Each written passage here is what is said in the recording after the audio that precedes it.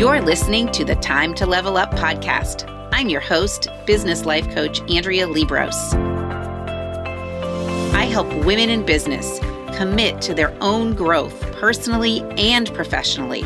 Each week, I'll bring you strategies to help you think clearly, gain confidence, make your time productive, turn every obstacle into an opportunity, and finally overcome the overwhelm so that you can make money and manage life. Let's create a plan so you have a profitable business, successful career, and best of all, live with unapologetic ambition. Are you ready to drop the drama and figure out the how in order to reach your goals? You're in the right place. It's time to level up. Let's do this.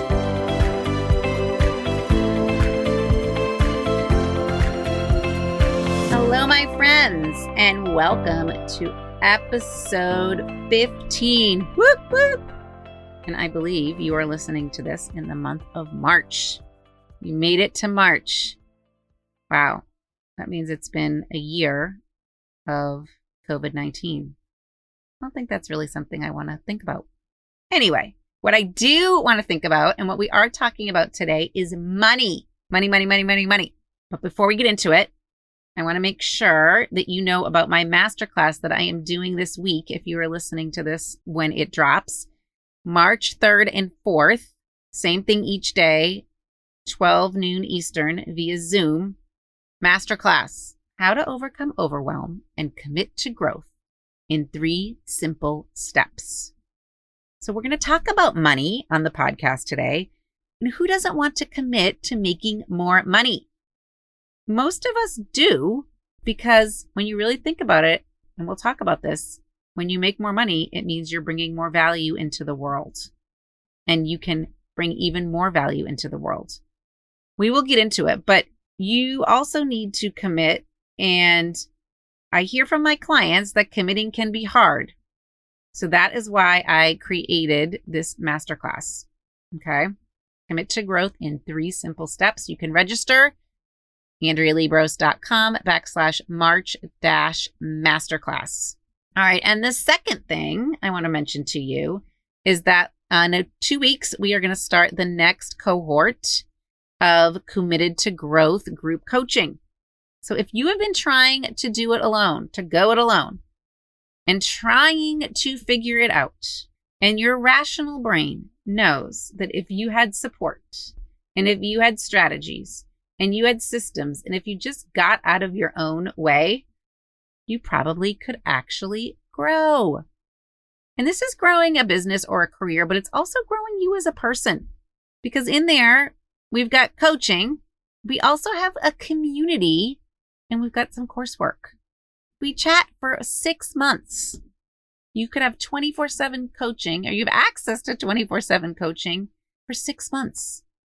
And what's coaching about? It's about guiding you on your journey. Okay. And this is even better because you're doing it with a group of women who are thinking the same things as you are. So go to AndreaLiebross.com/group-coaching and start the enrollment process, which could, if you wanted to, start with a consult call. Some people don't need that, but if you want to call, we can talk. All right, let's get into it. I love me some money. Love money. I know that freaks some of you out. When I used to hear someone say, I love money, okay, the only thing I could think about was that cartoon, Richie Rich. I used to love watching that cartoon, probably because he had something that I thought I couldn't or wouldn't have. Okay, so when you think about money, you may think money is the root of all evil. But I do not think that money is the root of all evil. I think if you are an evil person, you have evil thoughts, and you have money, you're going to do evil things. But I also think if you're an amazing, helpful, wicked, awesome person, and you have money, that you're going to do amazing, helpful, and wicked, awesome things. The wicked, awesome part, that's just a little of the Boston in me. Okay, so a lot of my clients have a hard time when they come to me talking about money. And many women do. All right. I will be honest. I probably did until about 2 years ago. And then I decided that the more money I made, the more women I could help. The money I made allows me really to create more, to touch more women, to create this podcast, right? To provide for more women, provide these women exactly what they need. So I decided that I could make money and help people, and that's okay. So I talked about this thought, making money and helping people and it being okay, on a podcast where I was interviewed by Stacey Bayman, one of my coaches. She had maybe 5 or 6 women on who all had created $200,000 or more in a year. And her question to us prior to that episode, I think it's episode 97, if you want to check it out. How has your self-concept changed from before you created this money until now? So this episode I'm recording for you today is all about something that I have done some massive thinking on, kind of like massive action. And here's where we're going to start. I love money for everyone. Okay. I want everyone to have millions of dollars, not just me, not just you, but all of us, because I think the more money we have, the more fun we can have. And I'm all about simple, doable, and fun, remember? And the more people we can help. And more money is great and wonderful. I think aspiring to more money asks us to be more of who we genuinely are, right? Think about that. If we aspire or if we desire or work towards more money, it is allowing us to be more of who we really are. Now, I know a lot of you think the opposite of that is true. Okay, you think that the pursuit of money may make us greedy. It may make us treat other people terribly, and that rich people are awful, and that we shouldn't ever try and achieve wealth, and that millionaires have always hurt somebody on their way to getting to the millions. Okay, and these beliefs, like lots of people have them. They're pretty pervasive. They're everywhere. And I see this every day with my clients. They say things to me when we're talking about growing their career or their business. Well, it's really not about the money. Or they say, it doesn't matter how much I make. Or I don't think what I'm doing or creating is really worth that much yet because I just started. They have a hard time asking for money too, let alone more money. So people's thoughts about money seem to be their truth. They seem to think that the way they think about money is what money is, or it's the truth about it. They think their own thoughts are the absolute truth. I like to say your thought is like you telling the news. Okay, it's the truth. They think their money thoughts are money truths. All right, but here's what I want to tell you. First of all, one of the most important things that I think we can all agree upon or decide to believe is that money can solve a lot of problems. Money can truly solve a lot of problems. Okay, so building wealth is one way to solve a lot of problems. You know what poor people need. They do need shelter and food and water, but they also need money. So you have to build wealth in order to have money, in order to give money away. Think about that. All right. You have to have money in order to give money away. Okay. So I think a lot of us think that there's like a big apple pie labeled wealth up there in the sky in the world, and that we all should get a slice.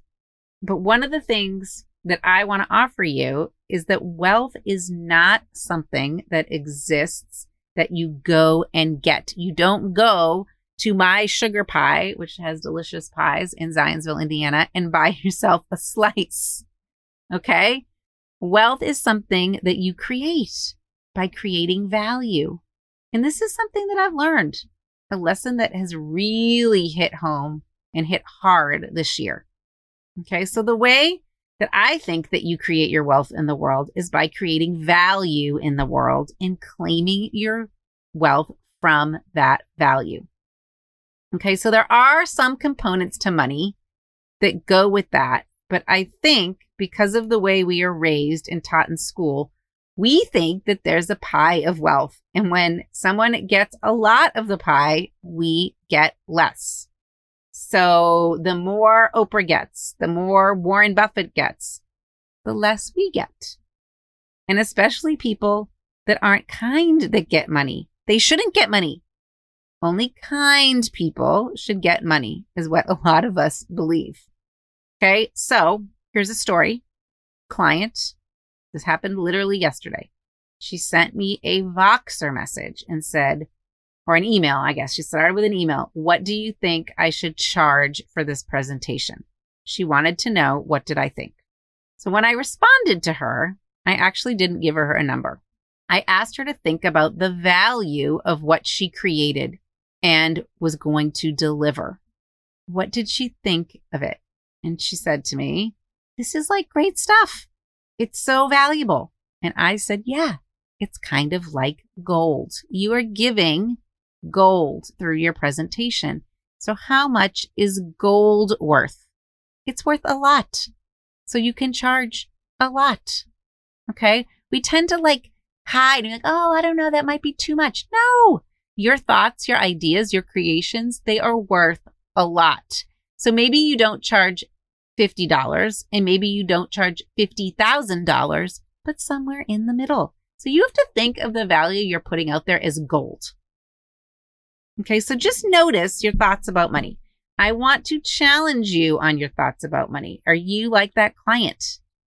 And if you don't feel good about money and you don't feel like you have as much of it as you would like, I invite you to explore this. I created a whole module around money within Committed to Growth. And we're going to spend an entire month talking about money and money beliefs and earning money in debt, because I've noticed that many women are limited in what we believe earns money. Most of us, we think that you can earn money only from other people. Like you'd get all your money from other people, that you only earn money based on your own time and your own effort. And that other person gives you money for your time and your effort. So if you wanted to make more money, you have to give more time and effort. But what I want to offer you and what I offer in Committed to Growth is that the way you can create money is by creating value. The way that you create wealth is by creating value. So if you look at someone like Oprah, she didn't have any more time than anyone else. She maxed out her effort. But so do many people working at Target. They max out their effort. They don't make as much money as Oprah. Interesting, right? They both put in max effort, but they don't make the same amount. So if she put time that she has had to put into her business and she put effort in, the same as the person at Target, how come she made so much more money than the person working the 9 to 5? So the answer is that she created value that people wanted. That's a really important thing, my friends. You need to ask yourself, where does wealth come from? Is wealth just something that exists out there and we pass it around and we cut it up into pieces? Or is wealth created by value? If you look at that, like the big picture view, the 30,000 mile up view, and then you can look at that from a super small view or a small pie, small picture. I will tell you from my own perspective that what I have found is that wealth in my own life is absolutely, completely proportionate to the amount of value I've created. All right, so here's a story, my own story. When I was working for others, this concept of my own wealth was proportionate to the amount of value I created. This was even true when I was working for a company. So I was paid the amount I was paid because it was proportionate to the amount of value I was giving them. It was not about how hard I worked or how long I worked. None of that. Okay. When I worked for this woman's clothing company called Worth, WORTH, ironically, my goal was to create value, to make myself invaluable to that corporation. Okay. And when I was working, my goal was to put as much value as I possibly could in so that both the corporate and the customer were served. So I was always trying to think. I love brainstorming. I actually love being creative in thinking. Okay. I was always trying to think about how I could serve them better than they already were being served. Okay. What do they want most from me? How could I over deliver? I wasn't doing this because I loved clothing or fabrics. Definitely not. I mean, I like cute clothes, but I did this because I wanted to create the most value possible. And thinking outside the box always created more value. I actually have to say I did that a lot. And to be honest, that is why I left. I was thinking outside the box. I was creating tremendous value. And I would hear things like, and I talked about this on episode 1, I think, Andrea, that's a great idea.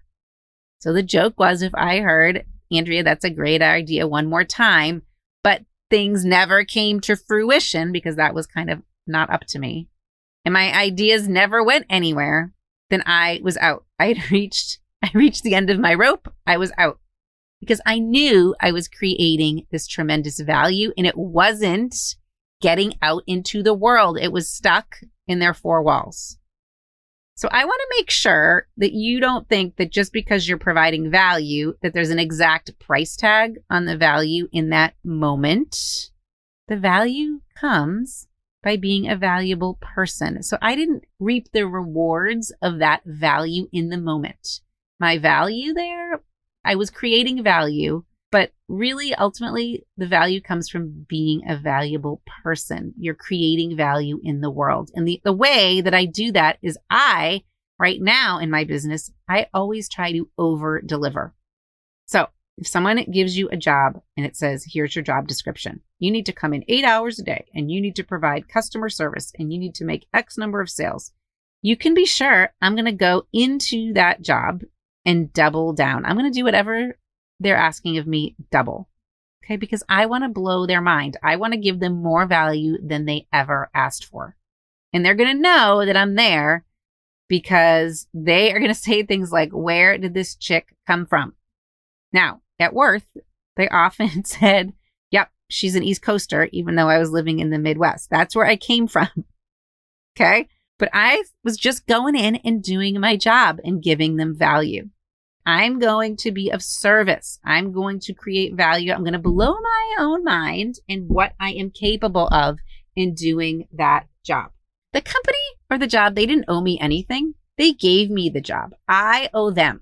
I am going to show them that I can produce. I am going to be the best version of me, not for them, but for me. And now in my own company, in my own business, I want to be the best version of me and give my clients the most value because I want them to walk out thinking that what they paid for a group coaching program was worth 20 times that or 100 times that.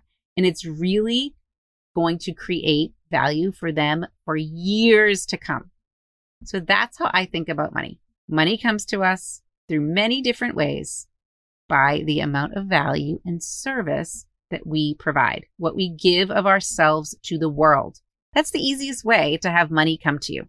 Now, if you have a belief system that money comes from time and effort, you are going to be sitting there with your hand out, wanting to get paid for your time and effort. You're going to want to get paid the most you can for the least amount of time and effort. And what I'm going to tell you is that that's going to backfire. As an employer, I know that backfires. And as an employee, I know that backfires. Seeing people that always want to produce more than that, they always want to over deliver. I notice that every single one of them always gets it back 10 times, always. Not only in their self-esteem and in their self-confidence, but in their willingness to receive. When people talk about abundance, this is what they're talking about. So people that always want to produce more get it back in terms of self-esteem and self-confidence and their willingness to receive. So when you've given such quality to the world, you are open to receiving all the gifts, all the abundance that the world has.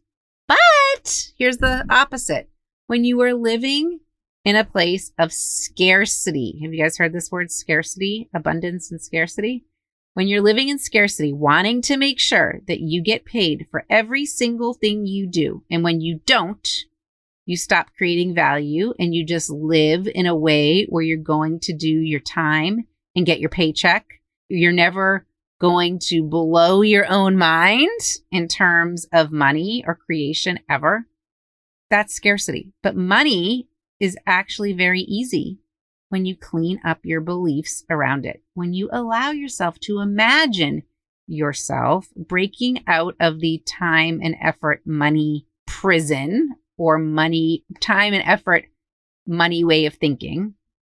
You're going to open yourself up to so much more possibility.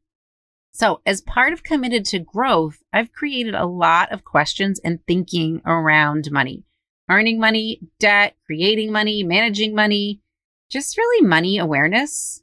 I want you to ask yourself, why do you have the amount of money you have? I want you to think about money in terms of thoughts and feelings and actions and results. And when you do that, what do you notice? What are your thoughts you currently have? Are they likely to make you more or less money? Interesting, isn't it? So I have thoughts lately that money is easy.